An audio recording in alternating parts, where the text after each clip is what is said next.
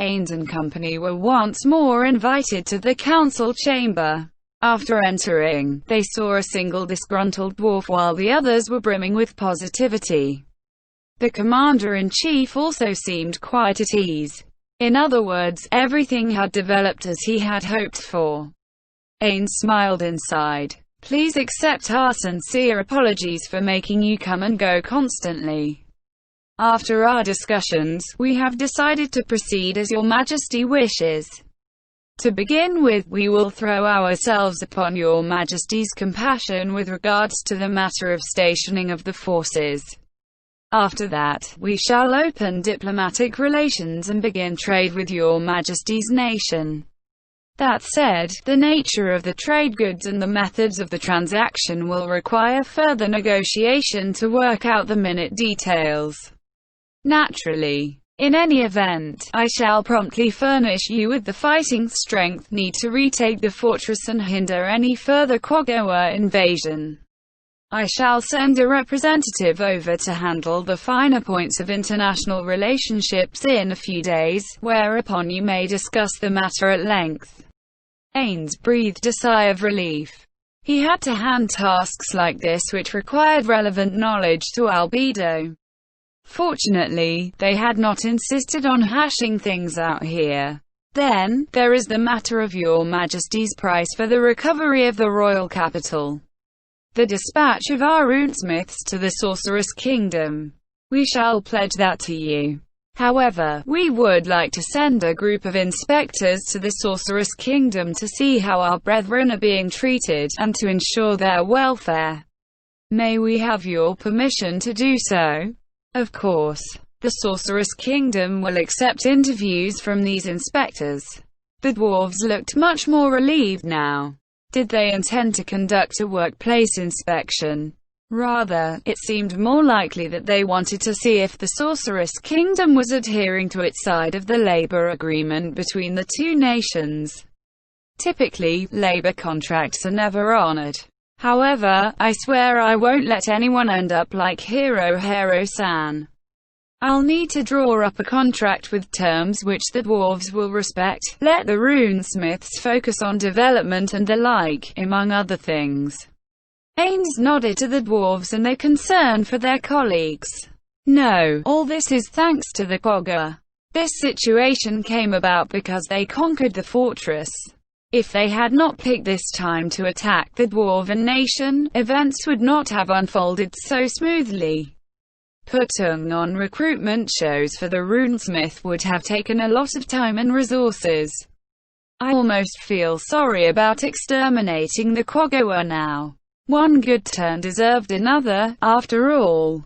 Then, when does your majesty intend to begin the recapture of the dwarven kingdom? As soon as possible. While it was not likely that the Kugane who had defeated the Death Knights was a player, he could not rule out a connection entirely. He had to verify this as soon as possible. Then, we will place ourselves in your capable hands. To us dwarves, being able to take back Birkin is like a dream come true. I am certain the people will rejoice at your majesty's matchless might. It might sound forced, but they do come from the heart. In other words, if I don't take back the capital, international relations will be very tricky. It's not like they're trying to impose on me, but it does sound very selfish. I see. Then, I shall hasten to prepare. Ains nodded. Then, he thought of something. Oh yes, I have a request. I don't know if you'll mind. What sort of request is that, your majesty? The dwarves asked that question nervously. Ains was confused by their fearful attitude. He had not said anything which should have frightened them. Still worried about whether he had done something strange, he asked. I intend to present a gift to a certain lizardman, and I wish to draw upon the exceptional workmanship of the dwarves to present him with a suitable set of armor. There was a sharp intake of breath from behind him. That's right, Zenberu. Ains turned to look behind him, to the lizardman who was holding his breath. It is for Zayusu. Call it a present to celebrate the birth of his child. Ains had spoken of this because he intended to preserve Zayusu's life. He would surely father many rare lizard men in the future. Thus, presenting him with such excellent armor only made sense. The dwarf's attention turned to the Forge Master. He folded his arms in front of him, still frowning at Ains. He did not seem to approve at all. "How about it? Can you do it?" After being questioned again and prodded by the people beside him, the Forge Master finally nodded, unwillingness written all over his face. "What are the measurements? We can pay for it. Magical armor ought to resize itself to fit its wearer. Can you enchant it here? I have no confidence in magical matters. You'll have to ask the High Priest about that. If you're alright with a low-leveled enchantment, there shouldn't be any problem. Do you not mind, Your Majesty? I believe you should have better enchanters within your domain." In truth, there were few skilled enchanters within the Sorceress Kingdom.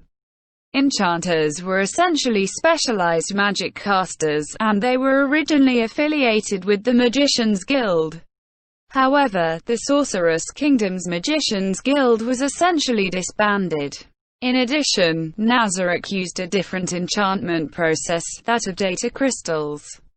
He wanted to preserve them as much as possible, given that he could not obtain data crystals in this world.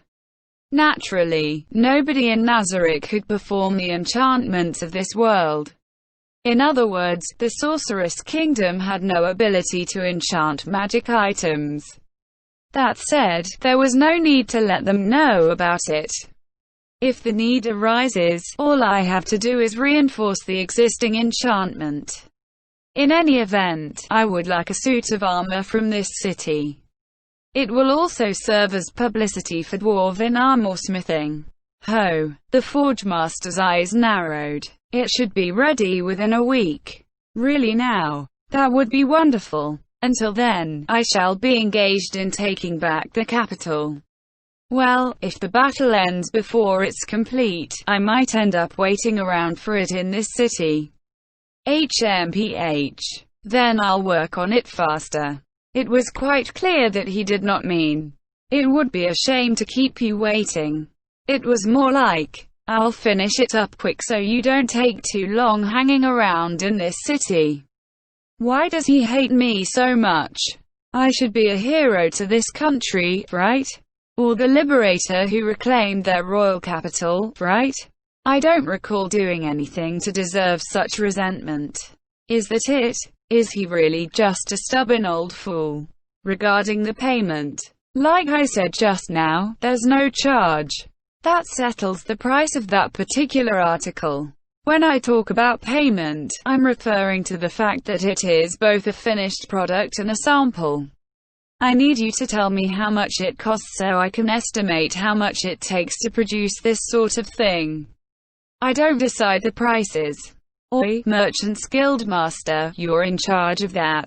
To begin with, we'd have to consider the material of which the armor is made. That would certainly affect the price range.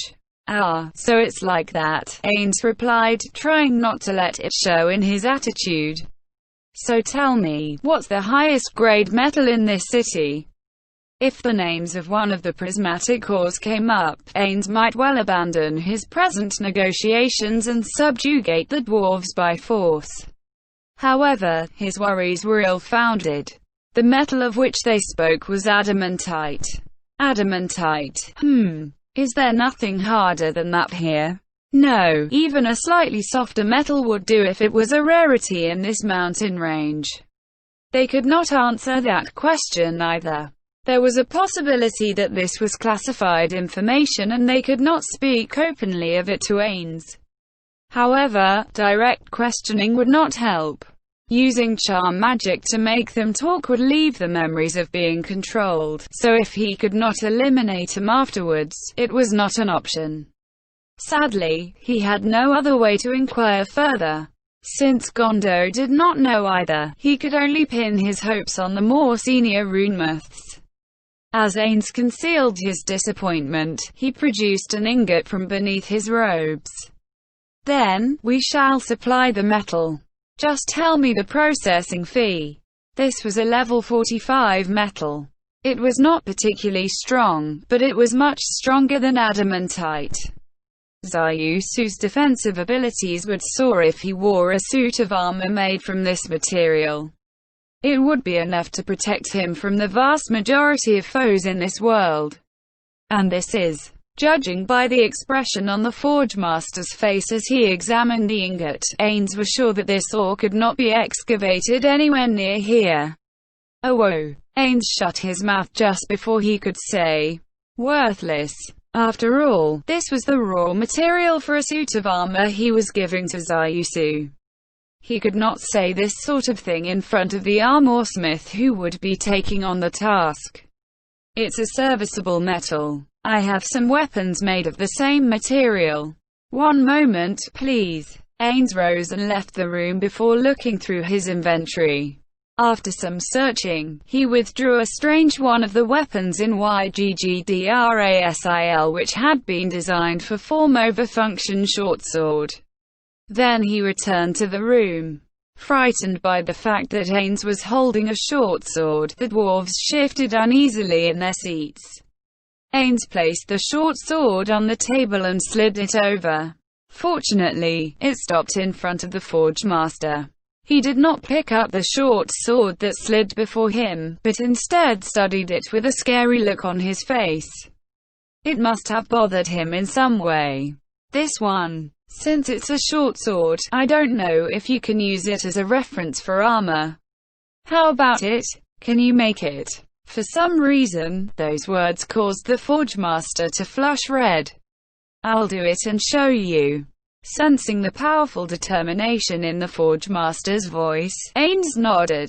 Umu. Then, please take care of that. I'd like a suit of chainmail armor, if possible. I'll lend you the short sword too. If you need anything else, feel free to let me know. Zenberu, you should be more familiar with Zayusu. Answer him about his body size, shape and whatnot. I understand, Your Majesty. Then, that's all for my request. If it's fine with you, I will excuse myself. Your Majesty, may I ask where you are going? Commander-in-Chief. There was a dwarf from the southern city whom I rescued. No. I was invited to his home, and I will be a guest there today. Let's leave the welcome reception for later. Or rather, Ains did not want to embarrass himself, so he wanted to avoid such a ceremony. Of course, he did not actually say that. The Commander-in-Chief looked a little uneasy. I understand Your Majesty's wishes. However, it would be somewhat distressing if word got out that the savior of our nation had to personally procure accommodations. We have already prepared a high-end room for yourself. Would you consider resting there for the day? Ains considered the proposal. The Commander-in-Chief's words were acceptable, and there was no reason to refuse. Then let us do that.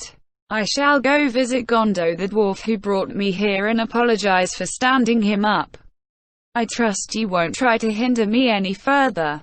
It would seem the Commander-in-Chief and the others had no objections either.